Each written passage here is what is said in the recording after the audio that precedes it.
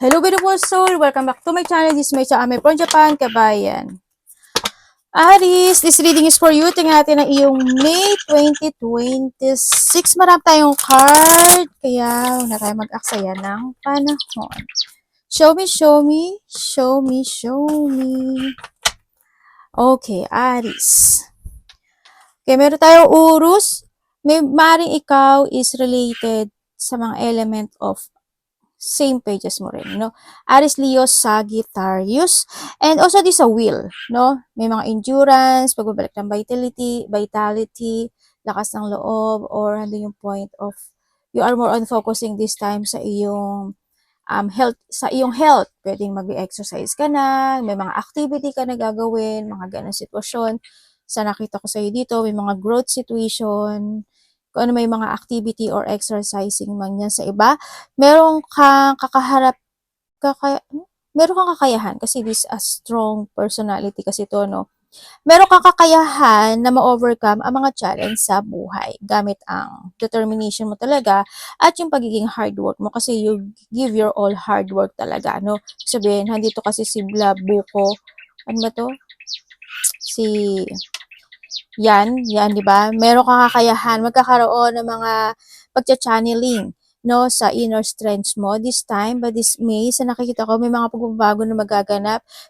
Handun din yung avoiding, ano, kumbaga, pagdating sa'yo, because kasi, malakas kasi yung energy mo, ano, Aries, kaya ang nakikita ko sa'yo dito, siguro mas more na magkaroon ka ng avoiding sa mga taong masyadong aggressive or being aggressive, ganyan. O kaya yung maging provocative, no? Para maiwasan mo din yung mga pwedeng maging negative outcome ng sitwasyon. Yun, wag ka mag-provoke o kaya mga maging agresibo o yung mga taong ganun, ganyan, no? Iwas ka na lang din, vice versa.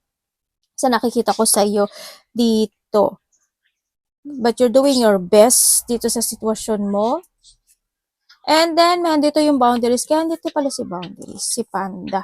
No, nandito yung wait ka sa boundaries, alagaan mo yung sarili mo talaga. O, nandito na yung pag-aalaga sa sarili, no? Or you need, no? Tsaka be grounded, umiwas ka na lang sa mga sitwasyon o tao na hindi kayo in a same pages. Kaya nga, this is a boundaries. Kumbaga, nahandun yung point na yun, ano?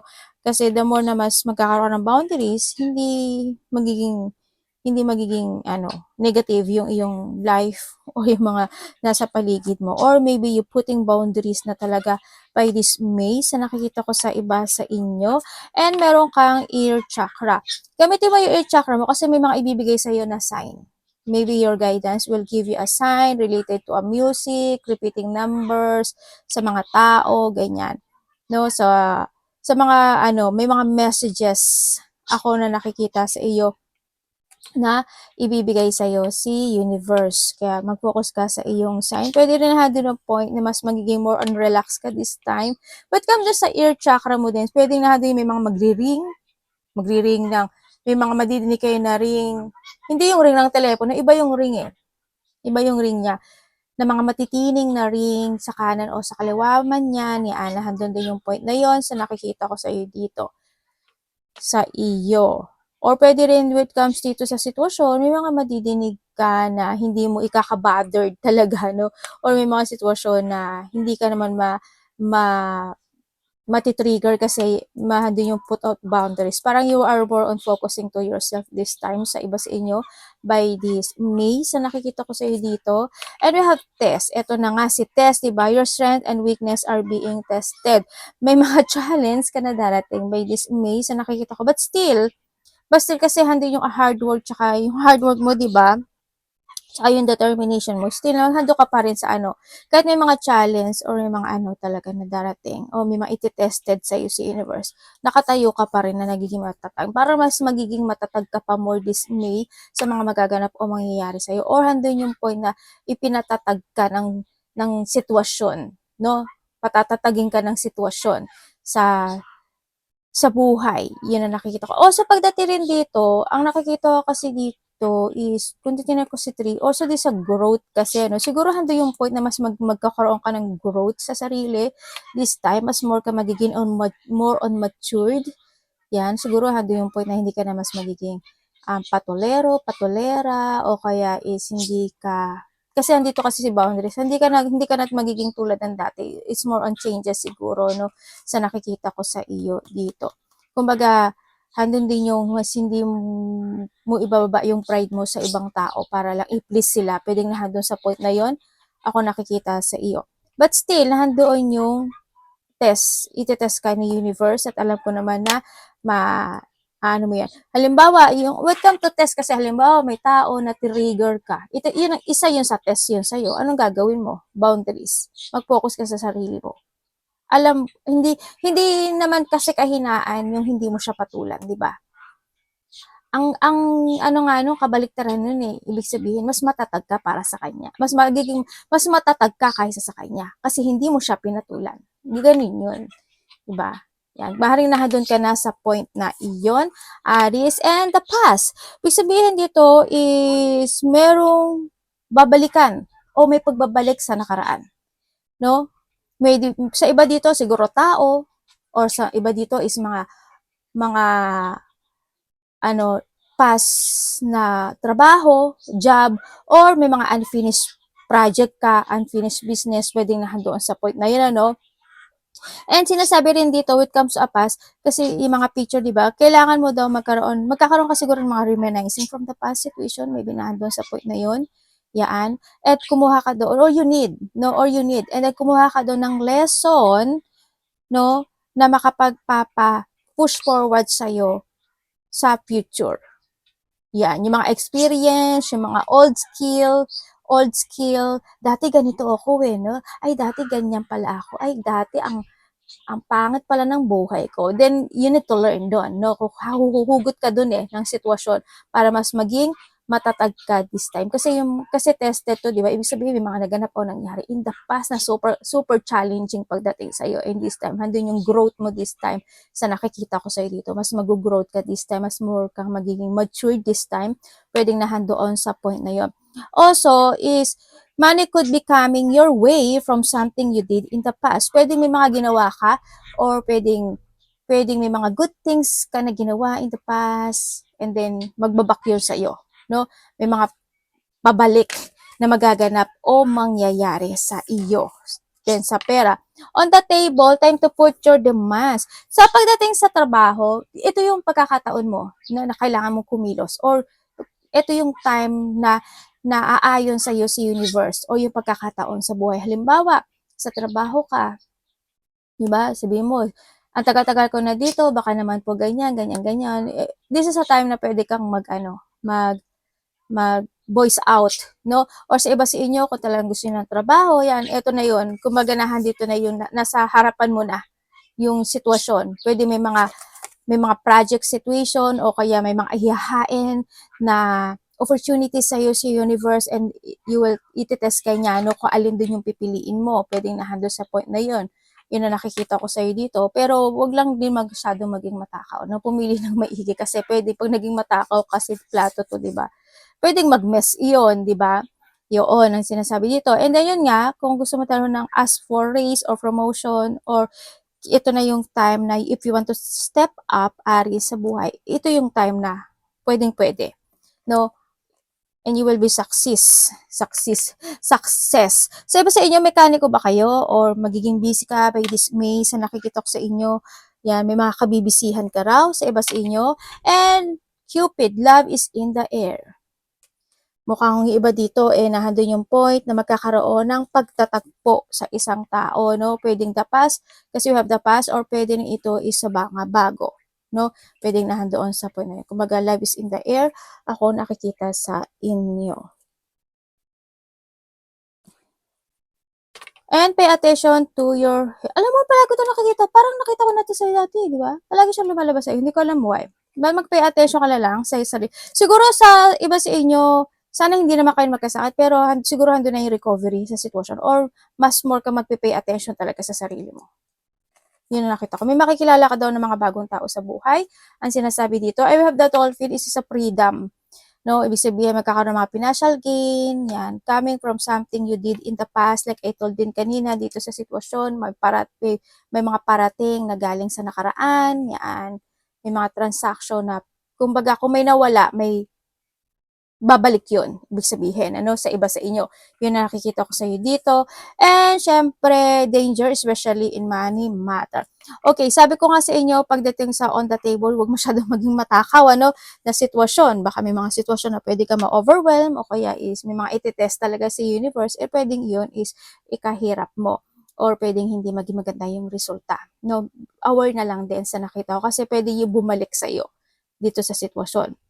And then also, mag-ingat ka lang din sa pera mo kasi dito kasi may mga pangal siya. Ano, ibig sabihin, may mga makakapag-trigger sa'yo, magkakaroon mga complications sa trabaho man yan or sa related man yan ang pera or may mga ano, danger situation na connected ang pera o trabaho na pwedeng hindi maging maganda yung outcome. Kaya rin sinasabi niya dito, ops, teka lang, makinig ka sa intuition mo, makinig ka sa nararamdaman mo, you need to put boundaries. No, parang nahandun yung point na yon sa iba sa inyo. Kung nangyari na ito sa inyo in the past, huwag mo nang gawin at sana is wag nang maulit. Or maybe if this is you, medyo iwas-iwas na lang din, ano, kasi it will return. Okay? And the key, successfully outcome to your problem. Congratulations kasi may mga mag-a-unlock na sitwasyon sa buhay mo, may mga new project, new job, o kaya work. Teka lang, may pupo si ate. Yan, may mga mag-a-unlock, may mga mag-o-open na mga bagong pintuan sa iyo, no? Sa love life man iyan o sa kaperahan. Yan, kasi andito rin may mga iyahain sa iyo, sa nakikita ko sa iyo dito, or may mga idea, no? Maybe this are also the idea situation. Baka may mga bagong susi kayo, no? O kaya may mga bagong kung ano mang, kung para saan yung susi na yan. Yan. This is also the success kasi, success yan. Oh, di ba? Position, authority. Oh, magpo-focus ka na talaga sa sarili mo. Parang babalik ka sa dating ikaw dito. Ano, mas more kang ano, may mga, kasi ito pagbabalik yan, di ba? Uupo ka na muli sa trono mo. Nandun yung point na yon. Maybe you are also the boss or a leader. Kaya may mga leader situation ako. Or handito rin yung point na pwedeng may taong kakausap sa'yo. Pagdating dito siguro mga kontrata, ganyan, project, contract, or business partnership, pwedeng nandun sa point na yun. Pagdating dito kay Ber kasi, ang nakikita ko dito is pwedeng may tao na mas mataas sa'yo, nakakausap sa'yo, na baka hindi kayo magkaintindihan. Yun na nakikita ko dito. And then, great personal sorrow. Magkakaroon ka ng mga, may mga kalungkutan ka na pagdadaanan by this May. Hindi ko alam in what way. Siguro, the past situation, pwedeng nahandoon sa point na yun. O pwedeng may makapagpapalungkot sa'yo. Pwedeng kasi handito rin si Bear, no? Sa nakikita ko dito. O kaya may mga issue sa mga the past situation or issue when it comes sa sarili mo. Ganyan, may mga emotional situation eh. And ingat ka na lang din sa mata mo, no? Baka kung ano mangyari sa mata mo. Mamaga, magka-sore eyes, papasukan ng kung ano, or kung ano man yan. Basta ingat ka. Pwede rin ito, na kasi you have the key, is pwede rin na may tao na kukonect sa'yo. Kasi sabi ko merong may mga attention of the health, pwedeng yun ang tutulong, yun ang magkakaroon ng connection sa'yo, may health issue siya, o kaya naman is mga tao sa nakaraan. Yan. Basta siguro reminiscing to, kasi andito siya in the past situation. And unsettled time need to plan ahead. May mga pagbabago ng mga plano, ako nakikita, o may mga, kasi andito si Ki, may mga pagbabago ng plano, or may mga dapat baguhin na plano. No? Yan, yun nakikita ko sa'yo. Kasi di sa kangaroo, di ba yung kangaroo, talon lang ng talon ng talon. Yun nakikita ko. Kaya handito rin si ear chakra. Handi yung point, oops, wait, don't be aggressive, huwag ka masyadong aggressive, relax muna, mag-isip ka muna, mag-relax ka muna. Andun yung point, baka tinetest ka lang yan, nandun yung point na yun, sandali lang, parang inaano ka muna niya. Kasi ayaw kasi ni universe. Kumbaga may opportunity kasi na dumarating sa'yo. Ayaw niya na mag-mess yun. Kaya ginagawa niya siguro ito. Kaya sinasabi niya, may mga bagay ka na kailangan mong baguhin, Aris ha, ganyan-ganyan. Yan. O pwedeng hindi ka muna magmadali, wag ka pa bigla-bigla, kasi pwedeng maging negative outcome yan. Na parang nandun yung point of, stop, look, and listen. Parang lang yan. Ano yan? Yung stoplight, no? Feather, baka nakakita kayo ng feather, o kaya naman nag-ipon kayo ng feather, ganyan. Also, this sa feather kasi is angels, siya, Someone you know is undependable and insincere. Pwede ikaw ito, kasi andito si Bear, andito si Teardrops, ganyan. Or maybe someone who's connected sa'yo na hindi naman talaga sincere, no, na handun yung point na yun. May mga undependable, unsincere situation ako na nakikita sa'yo. Pagdating din naman sa iyo, handun yung point kasi handun sa throne, handun yung secure, you need to be sincere din sa sitwasyon, ano, sa nakikita ko dito para magstay ka dito into your position sa nakikita ko dito. Yun. Tingnan natin ang energy mo. Energy ni Aries.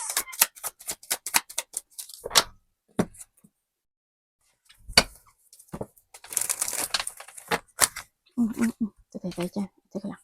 Muntik na namang mahulog. Okay, when it comes sa iyong energy this month, energy mo this month, this May, ang nakikita ko sa iyo dito is may mga bagay ka daw na iisipin. Yan, nandun yung point na marami kang isipin actually, or maybe you have a travel, thinking about traveling, maaring nahandun yung point kakaroon ka ng mga pagpaplano, may mga babalikan ka ata, parang nahandun sa point na yun, o may mga pagpupursigahan ka sa iba sa inyo sa iba sa inyo, may mga pagpupursigahan ka. Sa iba sa inyo is mas more ka daw na magpo-focus sa mga actions and movement mo this time, sa mga plano mo, nahandun ka sa point, or sa sarili actually, sa iba. Yeah, mas more ka magpo-focus to yourself, sa mga sa mga ginagawa mo, yun ang nakikita ko sa iyo dito. Sa iba naman sa inyo is maaring may mga paghihintay ako na nakikita sa inyo, maaring may mga hihintayin kayo, o nahandun lang talaga yun, mas magiging very careful ka this time by this May sa nakikita ko sa iyo dito. Sa iba is, may mga bagay kayo na gusto mong i-discover, i-prepare, ganyan. Yun ang nakita ko sa iba. And parating sa iyo. Aries, parating sa kanya.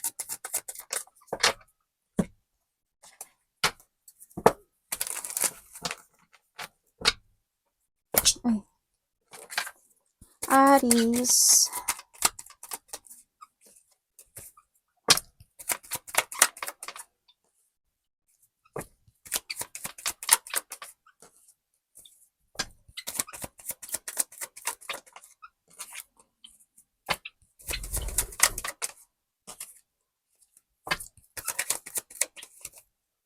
Okay. O, diba? Kinuha ko na talaga yung meaning.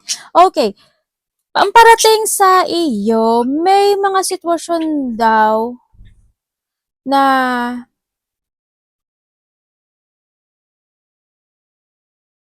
parang may mga mangyayaring hindi mo aasahan. Yun ang nakikita ko sa'yo dito.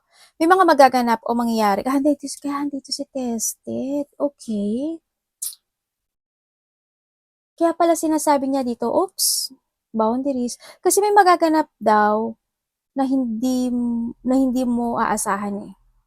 Yun ang nakita ko dito. Hindi siya maganda sa nakikita ko dito, no? Yun. Kaya rin sinasabi ito, para maiwasan mo ito, tandaan mo palagi, Aries, nasa sayo si Ki.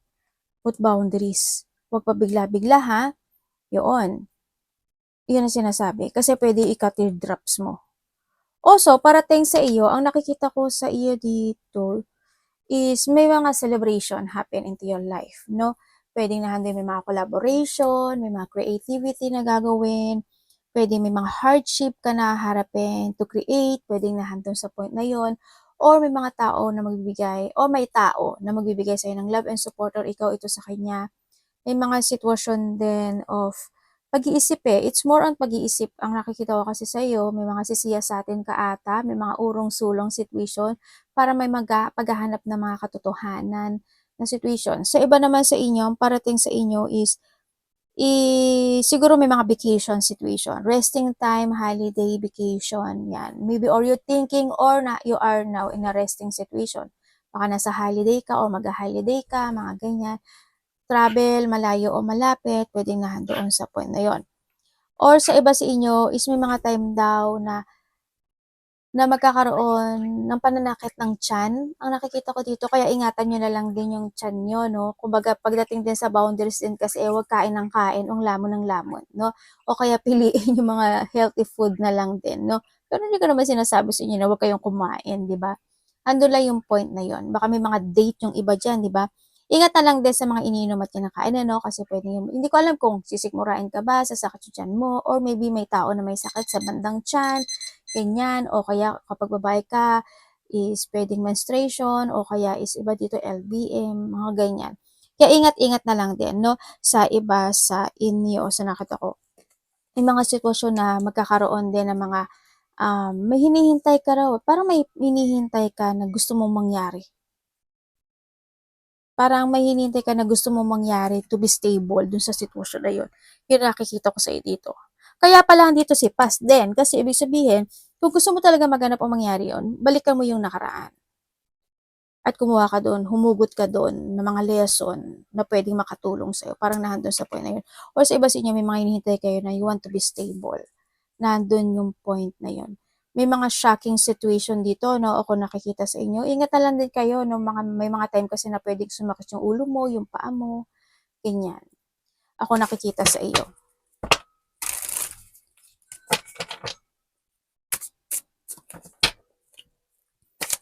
Dapat iwasan.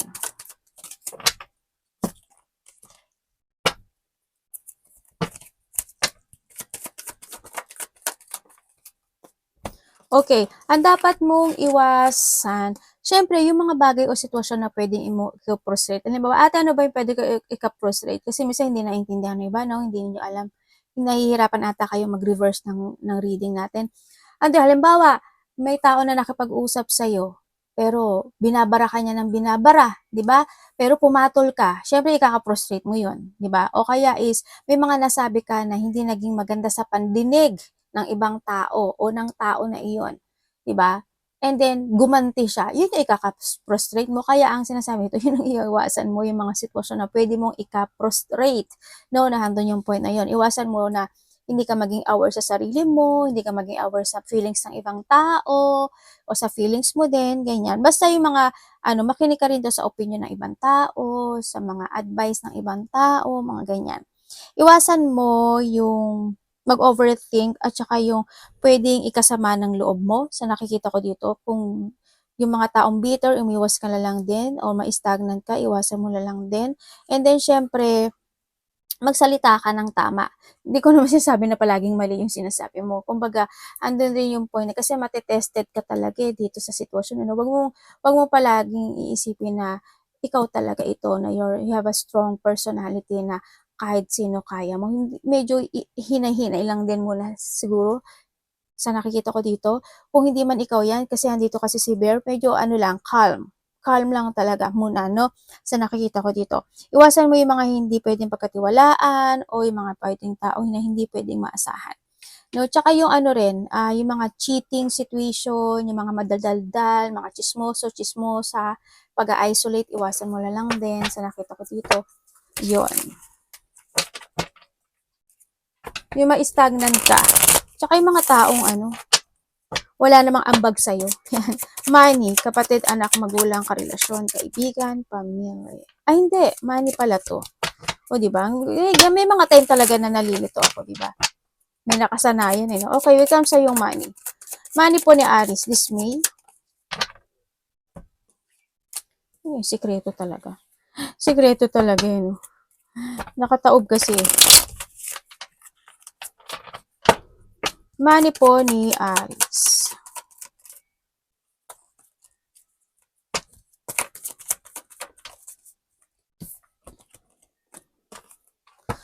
Universe, pwedeng mo sa akin to.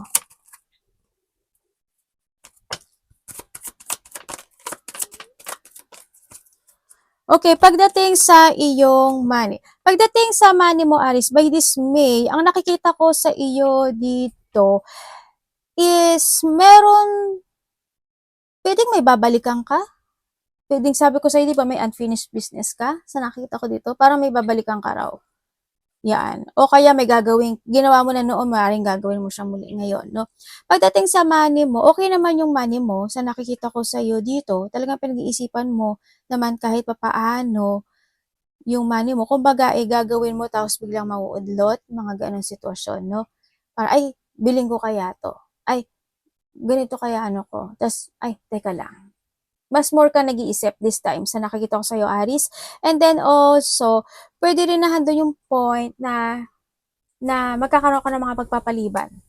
Actually, yung pagpapaliban yung sinasabi ko rin kanina, no? Yung magkakaroon ka ng mga pagpapaliban, ano ba yan? Tumatalon yung card.